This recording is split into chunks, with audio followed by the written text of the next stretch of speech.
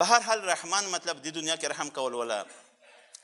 او رحیم مطلب دا دی چې قیامت پر ورځ باندې رحم کول والا دی خو صرف اور صرف مؤمنانو باندې. پس رحمان مطلب رحم کول والا دی دنیا کې په هر چا باندې، خو لیکن رحیم مطلب دا دی چې هغه دنیا کې رحم کول والا دی خو صرف اور صرف مؤمنانو باندې، صرف هغه کسانو باندې چې چا کلمه توحید ویلې دی او زړه سړی د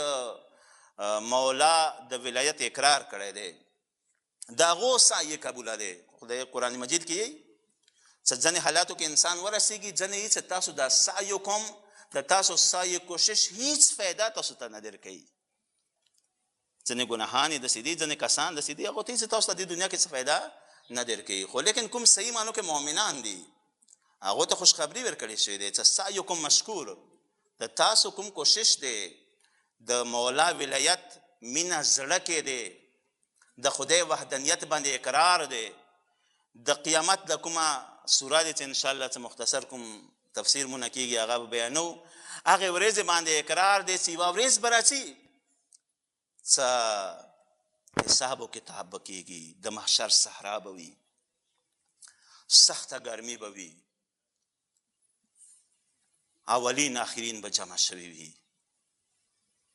آدم نه ونیسه خاتمه پورې، خاتم نه ونیسه آخري قیامت او ورځې پورې. څومره انسانان دي د ټول به محشر صحرا کې هغه ګرمي حالت کې ناست وي، هغو ټولو مخکې به د انسان حساب کتاب کېږي، د هغه مؤاخذه به کېږي، دغه یو یو ټکی یو یو اعمال چې هغه خولې باندې یو شی جاری شوی دی، دغه سترګو څه کتلی دي، دغه غوږو څه اورېدلی دي،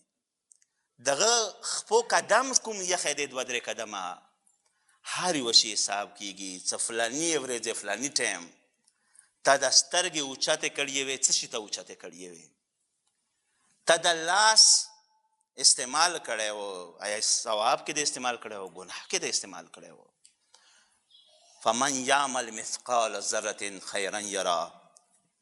ومن یعمل مثقال ذرة شرا یرا. د قیامت ورځ به وي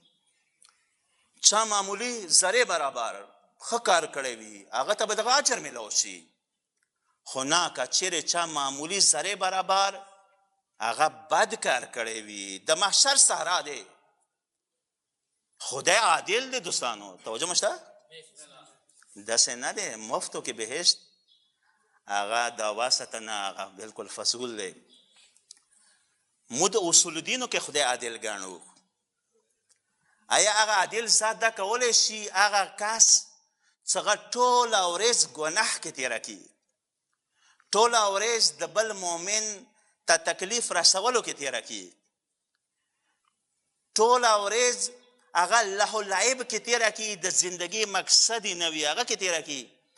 اور هغه کس هغه نیمو شپو پاڅي اور کله څه پاڅي ښه په تکلیف باندې هغه پاڅي اور هغه خدای سره ټوله شپه راز و نیاز کوي، ژړا کوي، فریاد کوي، تکلیف ټایم کې روژه ساتي، مونځ کوي، د عبادت ځان باندې واجب ګڼي، د تکلیف د خدای کوم احکامات دي داسې مفتو کې خو نه دي، تکلیف سره دي، مشقت سره دي. آیا هغه دل ذات دا کولی شي هغه په بارې دا تصور کولی شي چې هغه ګناهګارم چې د دنیا کې دغه عملنامه صرف اور صرف سیاه دی، مکمل توره دی، هیڅ هم ورکې نه لیکلی شوي. زه به دا ویم چې مثلا د کوم استادان پیپرې چې کوي صفر نمرې اخیستې دي، حتی ځینې کسان چې هغه الټا ولیکي که توجه مه دی بلکل صفا پیپر وي هغه خو ټیک دی که سوال یو وي ته جواب بل ورکړی وي که ښه بیا ډېر هم باده دی. یعنې داسې ویه چې د استاد توهین دی. توجه مو شته؟ توجه خو شته دی که د استاد توهین دی، سوال درنه یو وختی دی تا ورته جواب بل ورکړی دی. خدای ته یوه مقصد دپاره راستولی وی،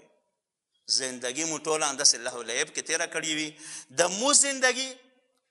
اور د حیواناتو زندگی کې څه فرق نه وي.